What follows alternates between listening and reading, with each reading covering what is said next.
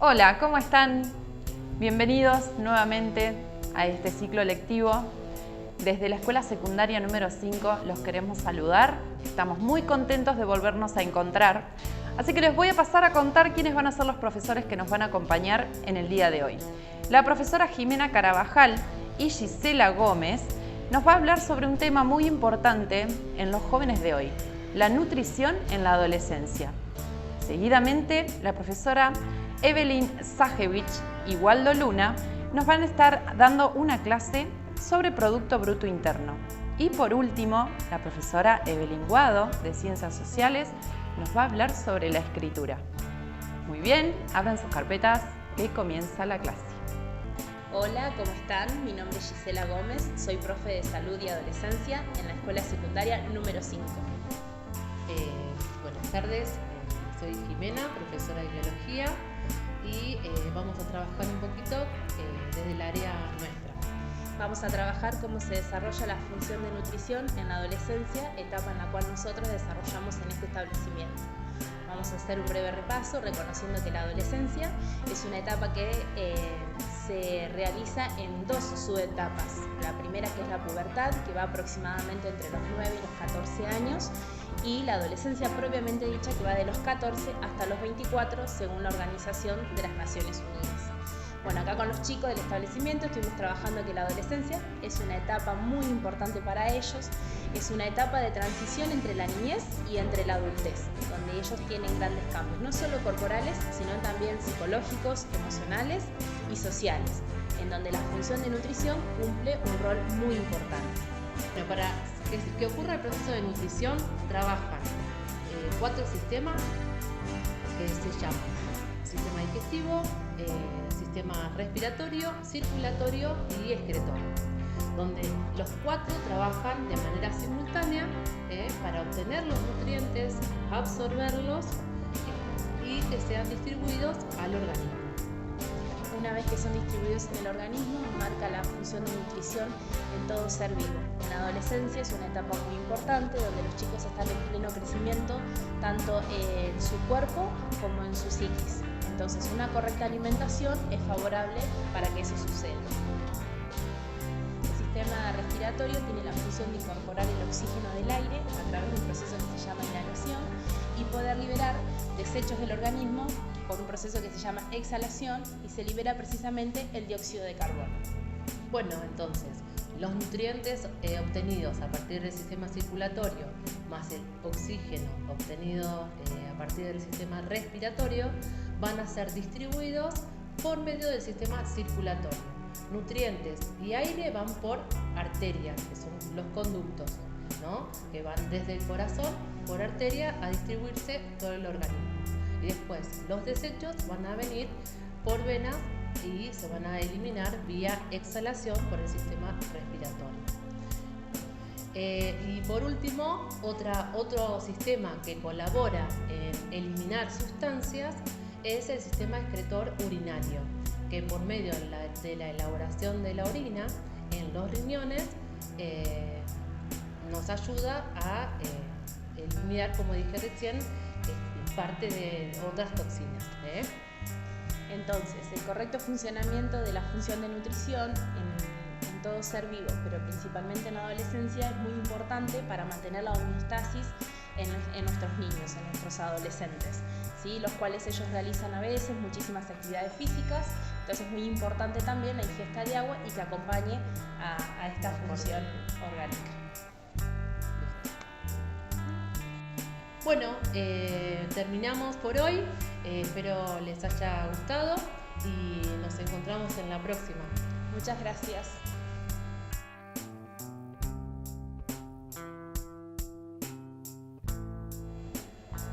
Hola, ¿cómo andan? Somos los profes Waldo y Evelyn de la secundaria 5 y hoy les vamos a dar lo que es el PBI. Para comenzar, vamos a mostrarle 2 publicaciones que dieron lugar a diferentes diarios. La primera es del diario La Nación, del 24 de febrero del 2021. La economía se hundió 10% en el 2020. La peor caída desde el 2002, informó el INDEC. Diario Infobae, con fecha de publicación 23 de marzo del 2021. Economía. por el impacto de la pandemia. El PBI de la Argentina se contrajo un 9,9% en 2020. Según el INDEC, el cuarto trimestre del año, la economía tuvo una variación negativa interanual del 4,3%. Los sectores más afectados fueron hoteles y restaurantes y los servicios sociales y personales.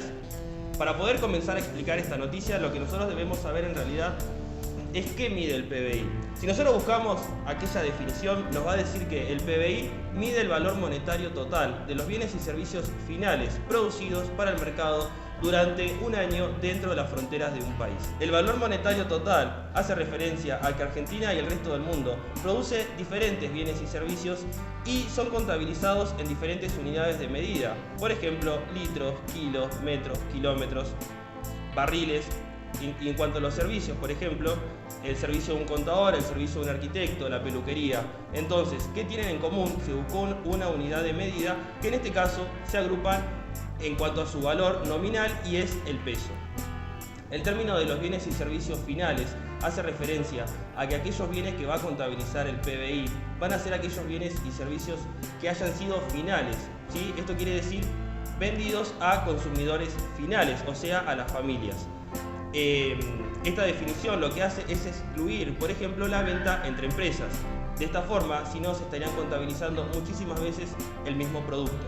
El término producido hace referencia a que para ser contabilizado en el PBI necesita haber sido producido. Argentina, por ejemplo, y el resto de los países del mundo, compran y venden diferentes bienes y servicios que en realidad o algunos o no fueron producidos, por ejemplo en el caso de la compra de los inmuebles, o que fueron en este caso contabilizados, por ejemplo, en años anteriores. Vamos a suponer los bienes de segunda mano, así sea un vehículo, un celular, computadoras, etc. De esta forma lo que se trata es evitar la doble contabilización. Un bien que fue adquirido en el 2017 formó parte del PBI 2017. El término para el mercado hace referencia a que estos bienes y servicios hayan sido producidos necesariamente con la intención de ser vendidos. Esto quiere decir que en este caso va a excluir, por ejemplo, aquellos bienes y servicios que hayan sido producidos, en este caso en Argentina, pero no fueron hechos con la intención de ser vendidos. El término producido hace referencia a que estos bienes y servicios necesariamente hayan sido producidos con la intención de ser vendidos. Hay muchísimos que se producen y no se venden, por ejemplo, cuando se hace en este caso para uso personal. La diferencia entre un lavadero de auto y el lavado a mano es que uno sí se hizo con la intención de venderse. El término durante un año hace referencia a que esta producción necesariamente se toma en este caso por periodos que son comprendidos dentro de los 12 meses. Así tenemos PBI 2018, 19, 20, 21 y así sucesivamente. Dentro de la frontera de un país hace referencia a que esta producción en realidad no importa si los recursos fueron en este caso propiedad de Argentina o no. En este caso lo que contabiliza va a ser la producción dentro de la frontera, ¿sí? Así sea, por ejemplo, de extranjeros con extranjeros que hayan explotado, en este caso, recursos que son propiedad argentina, sí son contabilizados. Se toma en cuenta la producción de Argentina y no de argentinos. El INDEC es el Instituto Nacional de Estadísticas y Censos. Esta entidad se va a encargar de recoger y analizar la producción total de la economía argentina. Va a tener varios métodos para poder calcular este PBI, pero el más fácil, el que vamos a utilizar y que vamos a explicar en esta clase, va a ser el método del gasto. Este método del gasto se va a dividir en 4 categorías. Vamos a tener por un lado el consumo privado, la inversión pública, el gasto público y las exportaciones netas. ¿A qué hace referencia el consumo? Se refiere a los gastos en bienes y servicios que van a realizar las familias. Si bien las familias van a consumir 2 bienes, pero que no van a formar parte de este PBI. Como dijo acá mi compañero, se refiere a los bienes usados, por ejemplo los autos usados, libros usados, y tampoco va a formar parte las acciones y los bonos. La segunda categoría es la inversión privada, que hace referencia a equipos y plantas. Se refiere a las fábricas, a los depósitos, a las maquinarias. Después la construcción de viviendas, las viviendas residenciales. Y por último, la variación de existencia, que se refiere a los bienes que han sido producidos, pero que todavía no han sido vendidos. También deben formar parte. Se hace referencia a bienes que se encuentran en exposición, a las materias primas, a los bienes que todavía están en proceso de producción. Y el gasto público, ahí vamos a incluir todas las compras de los distintos niveles de la administración pública, los bienes como los automóviles, los materiales de oficina, descartables y los servicios que prestan los legisladores o la policía. Y la última categoría van a ser las exportaciones netas, que son las exportaciones menos las importaciones. ¿Qué son las exportaciones? Son los bienes y servicios que vamos a vender al extranjero. ¿Y qué son las importaciones? Los bienes y servicios que compramos del exterior. Entonces, la suma de todas estas categorías nos va a dar el valor del PBI. Bien, para agregar, Argentina produce muchísimos bienes y servicios, pero en realidad no son contabilizados dentro del PBI Argentina, más allá que cumplen con todos los requisitos que nombramos anteriormente, pero carecen de legalidad, como por ejemplo la prostitución o la droga. Bueno, espero que les haya gustado y bueno, nos encontramos la próxima. Chao.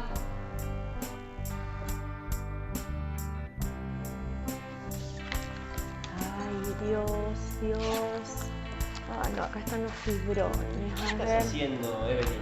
Ay, cállate. Compré una oferta de cartucheras, como verás, porque viste que con esto del protocolo de seguridad e higiene, de regreso seguro a clases, no le podemos estar dando la cosa a los chicos, pero los chicos siempre se están pidiendo. Entonces, ¿qué hice? En una cartuchera puse los lápices, en esta otra... No, puse las lapiceras, no encuentro el corrector y estoy desde hoy meta abrir y cerrar las cartucheras porque no me acuerdo dónde está. ¿Y qué problema tenés? Y ese, que me lo paso abriendo y cerrando y pierdo más tiempo, ya tendría que haber terminado de hacer todo esto, pero 2 horas buscando una lapicera estuve. Pero ¿por qué no las rotulás o poner una figurita afuera? Así sabés qué hay en cada una. Ah, pero qué astuto, qué astuto, estuvo bueno esto. Yo después acá le pongo las letritas. Ahora sí cambió la historia. Pero me parece que no fuimos muy innovadores con esto, che, de los cartelitos, de las letritas, me parece que no. Ah, ¿no? ¿Y por qué? Te cuento. La evolución de la escritura es un proceso que se origina por la práctica económica y la necesidad de registrar las cosas. ¿Me lo traducís al castellano, por favor? Pero mira, eso es más que fácil. Parece que había un contable, ¿viste? Que registraba las ovejas que tenían los productores. Entonces él, cuando estaban saliendo del corral, agarraba unas bolitas, como unas piedritas, y las iba contando, las metía dentro de una vasija de barro, y entonces después cuando regresaban las ovejas, rompía esa vasija de barro y contaba las piedritas que había.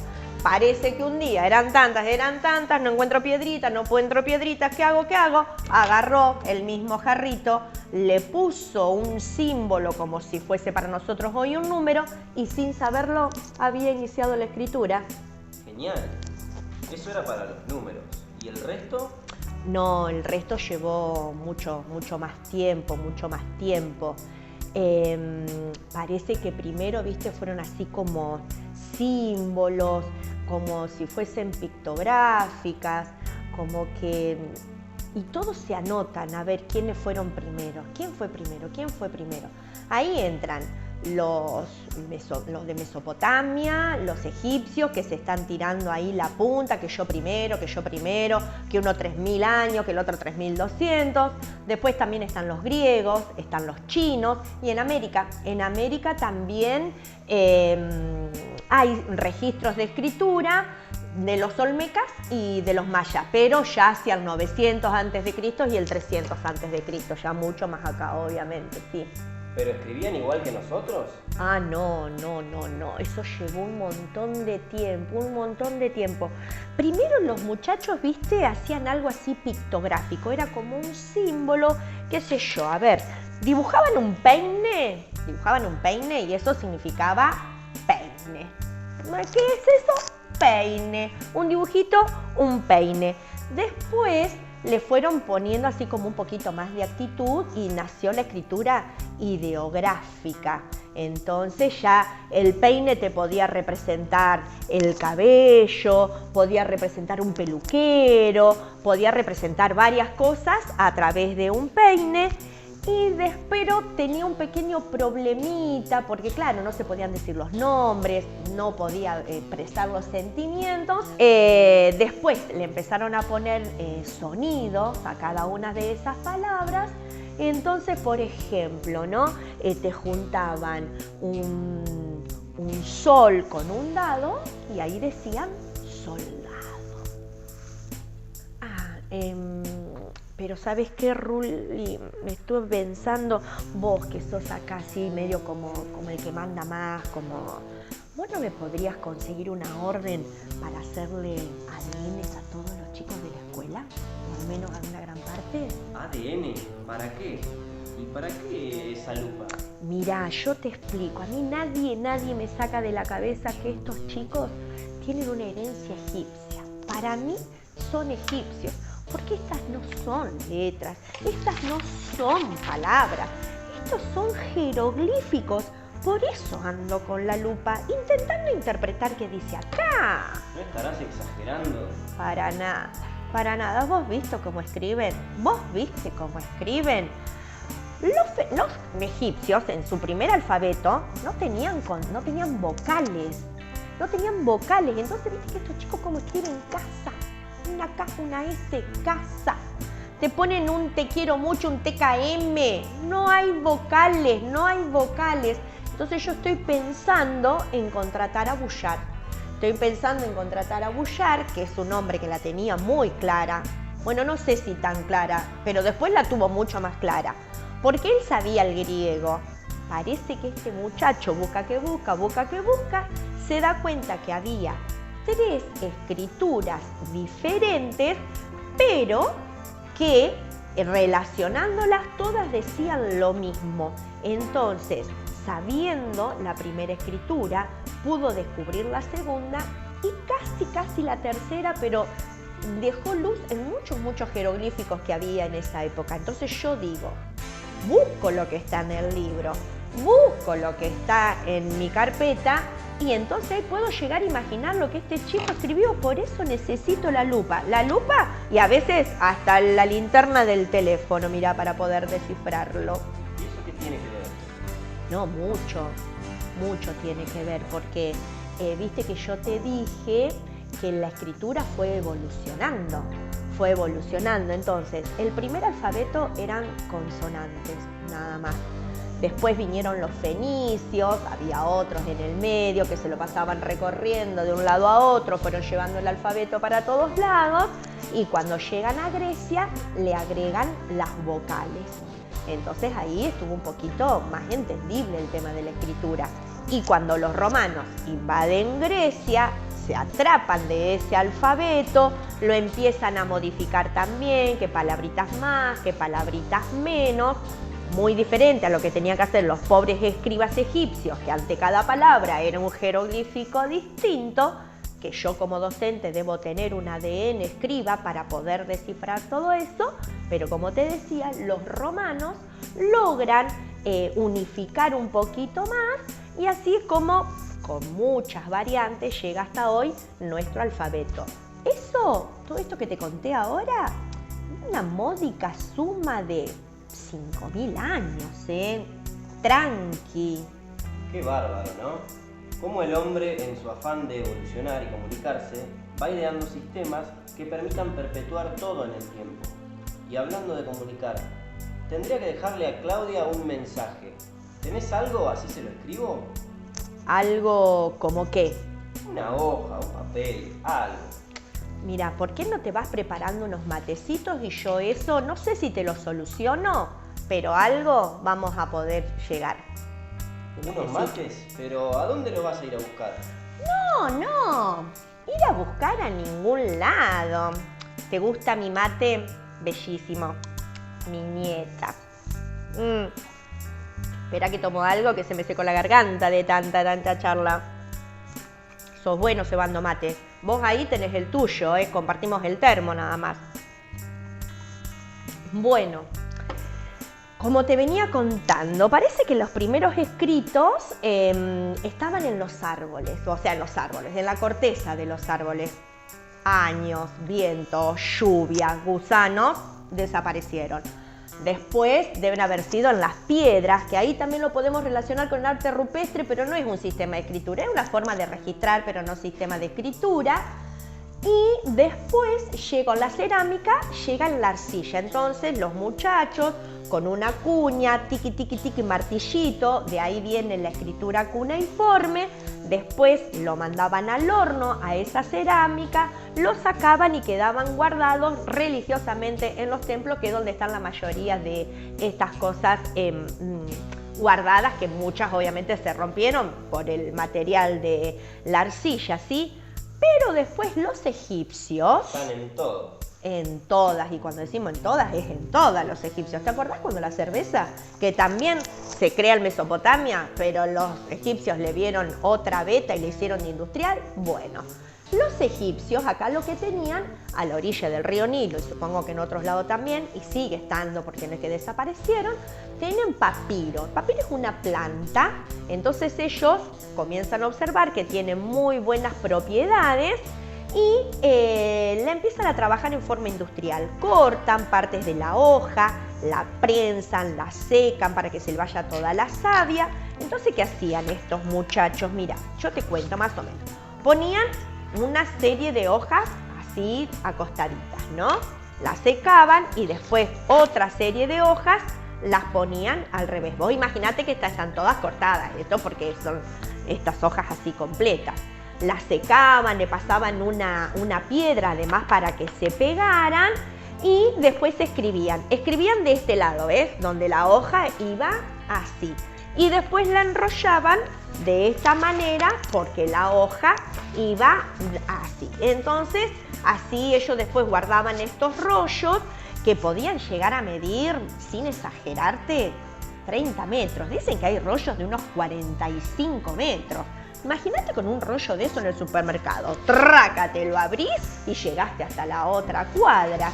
Y ahí es donde ellos registraban todo. Pero, esto te lo cuento, que queda así entre nosotros.